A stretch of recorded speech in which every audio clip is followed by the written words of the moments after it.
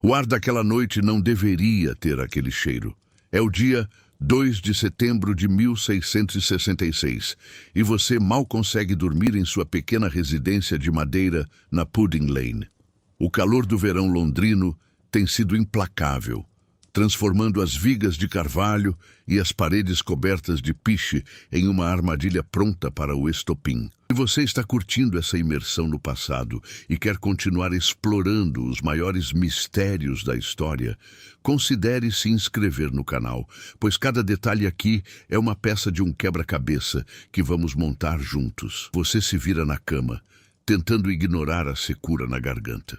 O silêncio da cidade é incomum, quase pesado, como se Londres estivesse prendendo a respiração antes de um grito. Por um momento, você imagina que é apenas a canícula, o verão que não quer dar trégua, mas então o cheiro muda.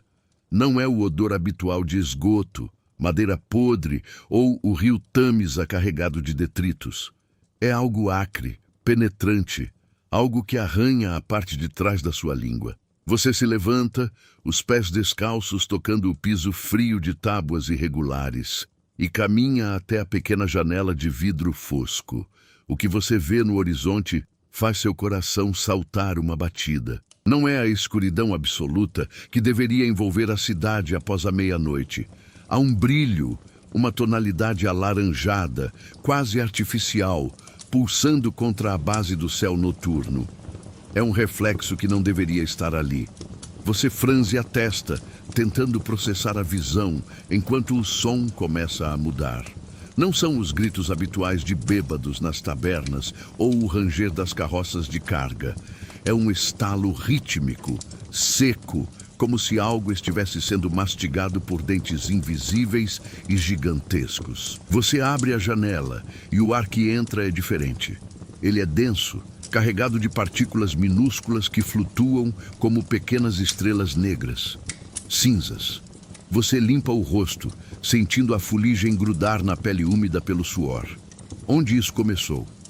A pergunta martela sua mente, mas a resposta chega através de um grito desesperado que corta o silêncio da rua lá embaixo. Fogo! Alguém berra com a voz embargada pelo terror absoluto. Você olha para a esquerda, na direção da padaria de Thomas Fariner, e percebe que o brilho laranja não é um reflexo, é a realidade. As chamas lambem a estrutura de madeira da padaria com uma fome obscena. As casas em Londres são construídas de modo que os andares superiores se projetam para fora, quase se tocando sobre a rua, como mãos dadas em um aperto mortal. Isso significa que, se uma casa queima, o fogo não precisa de esforço para pular para a vizinha. É uma ponte de combustível contínua. Você sente o primeiro calafrio, não de frio, mas de um pavor que sobe pela coluna. O calor começa a irradiar para a sua janela uma onda crescente que faz o vidro estalar sob a pressão térmica. Você sabe que precisa sair, mas a paralisia do medo ancora seus pés. Vê vizinhos saindo de suas portas, vestindo apenas camisolas, com os olhos arregalados, refletindo o inferno que cresce em poucos minutos. A rua, que antes parecia um corredor seguro, torna-se um funil de desespero. As pessoas carregam baús, roupas, panelas de cobre, qualquer coisa que possam salvar. Mas o pânico é um combustível pior que a madeira. Eles se empurram, tropeçam uns nos outros, bloqueando as vias estreitas com móveis que abandonam no meio do caminho, porque o peso se torna insuportável contra o avanço das chamas. Cada segundo que passa, o ar fica mais rarefeito. O fogo consome o oxigênio com uma voracidade selvagem. Você inala uma lufada de fumaça e tosse violentamente, seu peito queimando, como se você tivesse engolido brasas. A fumaça é espessa, um manto cinzento que oculta as faces das pessoas ao seu redor, transformando os moradores de Londres em espectros que correm de um lado para o outro. Algumas pessoas parecem buscar água, carregando baldes de couro que não serviriam para apagar nenhuma vela em um dia de vento, quanto mais uma fornalha que consome quarteirões inteiros. O barulho agora é ensurdecedor. Não é apenas o crepitar da madeira, é o som da própria estrutura da cidade cedendo. Vigas de carvalho centenárias arqueiam-se e desabam com um estrondo de trovão, lançando uma chuva de faíscas que incendeia os telhados de palha dos edifícios adjacentes. O céu, que antes era uma tela escura, agora é uma cortina de brasas incandescentes. Você olha para as casas à frente e vê o fogo saltando de telhado. Uma dança coreografada pela destruição. Você precisa se mover. O instinto de sobrevivência, que até agora estava enterrado sob a incredulidade, finalmente assume o controle. Você pega apenas o que está ao alcance da mão e se lança na corrente humana que flui em direção ao rio Tâmisa. As ruas são labirintos de caos. Você ouve o som de madeira se partindo, o guincho de animais assustados e o choro de crianças perdidas no meio da multidão. O calor é insuportável agora. Uma pressão física contra o seu rosto que faz sua pele arder. Você olha para trás por um instante e o que vê é uma visão do fim do mundo. O fogo não é mais um ponto isolado. É uma frente de batalha que engole a Pudding Lane e avança em direção ao centro da cidade. As fachadas de madeira, secas por meses de sol, estão se comportando como gravetos em uma fogueira. Nenhum esforço humano parece ser capaz de conter a fúria daquele calor. As pessoas tentam derrubar casas para criar um espaço vazio para onde o fogo não possa pular. Mas as ferramentas são ineficazes e o medo paralisa os braços daqueles que deveriam lutar. A cada passo que você dá, o cenário se torna mais claustrofóbico. As ruas de Londres, sempre apertadas, agora parecem se fechar sobre você. O calor faz o betume que veda as paredes derreter, pingando como lágrimas negras e ferventes nas calçadas. Você vê um homem, exausto, largar tudo o que carregava e sentar-se na sarjeta apenas observando o desastre. O desespero atingiu um estado de resignação. Por que correr se a cidade inteira parece disposta a se tornar cinzas? Você continua, empurrado pelo movimento das pessoas, sentindo o suor escorrer pelo pescoço, misturado com a fuligem que cai do alto. A fumaça agora forma uma parede opaca. Você mal consegue ver a pessoa à sua frente, apenas os vultos frenéticos tentando desesperadamente alcançar as margens do rio. O ar parece mais pesado a cada metro. É como tentar respirar dentro de um forno. Seus pulmões protestam a cada inspiração e a sensação de que o oxigênio está sendo drenado da cidade é absoluta. O fogo ruge com um som que lembra o bramido de uma fera. Não é um evento silencioso. Ele tem voz.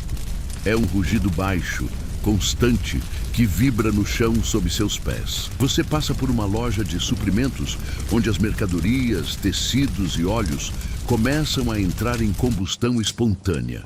O brilho dentro da loja é tão intenso que você é forçado a desviar o olhar. A luz é ofuscante, uma claridade amarela e preta que apaga qualquer sombra, exceto as sombras das pessoas, que contra o fundo de fogo parecem silhuetas dançando em um ritual macabro. Você se pergunta se haverá algo que sobre, se a cidade que você conhece, com suas torres e igrejas, ainda estará de pé ao amanhecer. A resposta parece óbvia em cada viga que desaba, em cada telhado que cede. O passado de Londres está sendo apagado, queimado até a fundação. E você é apenas uma testemunha presencial de um desastre que mudará a história para sempre. Você finalmente alcança uma esquina onde o vento sopra um pouco mais forte, trazendo um alívio momentâneo, mas esse alívio dura pouco. O vento, na verdade, é o maior aliado do incêndio. Ele sopra as faíscas através da rua, como se estivesse soprando sementes de uma planta daninha, semeando o fogo em novos locais a cada segundo. Você vê fachadas de casas que pareciam seguras segundos atrás começarem a brilhar com um calor interno, até que a madeira explode em chamas. O ciclo é implacável. Não há para onde fugir que o fogo não pareça ter chegado primeiro. As rotas de fuga estão bloqueadas por escombros de construções colapsadas. O desespero nas faces das pessoas ao seu redor é um espelho do que você sente por dentro. Não há autoridade, não há plano, não há salvação organizada. Apenas uma massa humana tentando escapar de um monstro de fogo que cresce através da arquitetura precária da cidade. Você se vê encostado em uma parede de pedra que ainda não começou a queimar, tentando recuperar o fôlego. O barulho ao redor é um turbilhão de gritos, pedidos de misericórdia e o estalar ininterrupto de destruição. Alguém empurra você na pressa de avançar e você cai sobre a sujeira da rua. O chão está quente, você sente o calor através das solas dos sapatos. Olhando para cima, você vê cinzas descendo como uma neve negra e quente, cobrindo o que restou das ruas. O céu está completamente oculto pelo fumo. É impossível dizer se ainda é noite ou se o clarão do incêndio já trouxe a aurora. O tempo perdeu o sentido.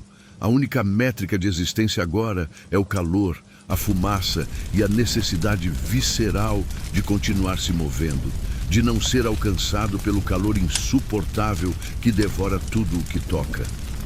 Você levanta, sentindo os joelhos tremendo. A direção que todos tomam é a mesma, o rio Tamisa.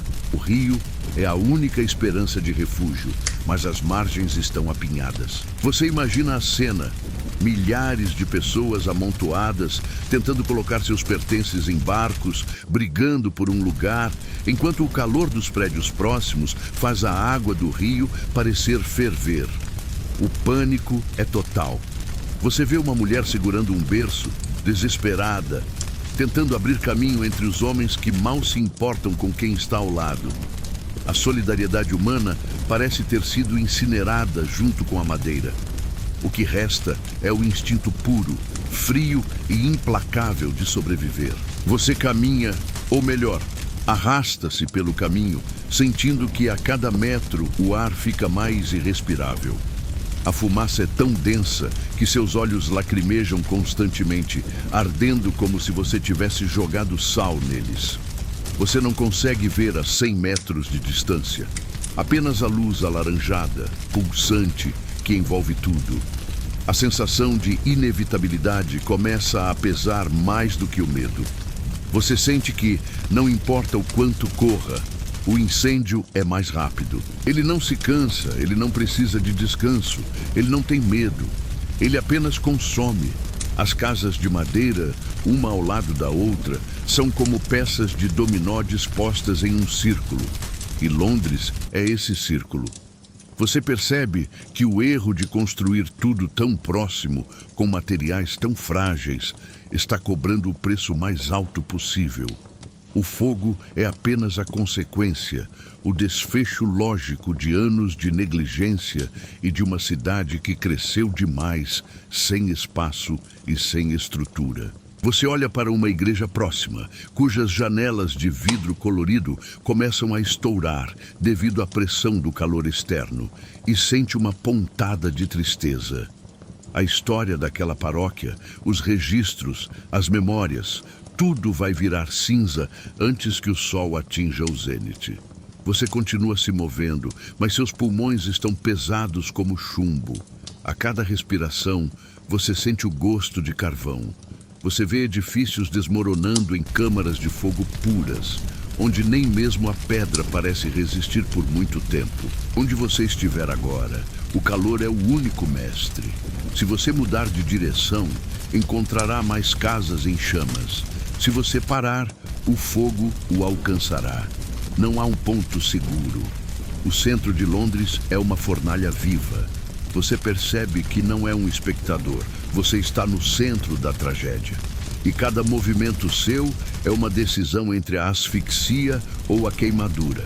O pânico coletivo cria uma energia própria, uma onda de choque que empurra todos na mesma direção, querendo ou não. Você é levado por essa maré de corpos, ouvindo as preces desesperadas daqueles que já aceitaram que não há saída. O céu está tão iluminado que parece dia, um dia infernal, tingido de laranja, vermelho e o cinza fúnebre das cinzas que não param de cair. As chamas agora sobem tão alto que parecem querer lamber as nuvens, se é que ainda existem nuvens naquele céu coberto. O calor é tão intenso que seus cabelos começam a crispar. Você sente a pele do rosto repuxar, seca e irritada. Você olha para as suas mãos e vê que estão pretas de fuligem e sangue, provavelmente de algum corte que você nem sentiu quando tropeçou nos escombros. A dor é um detalhe irrelevante perto da necessidade de ar.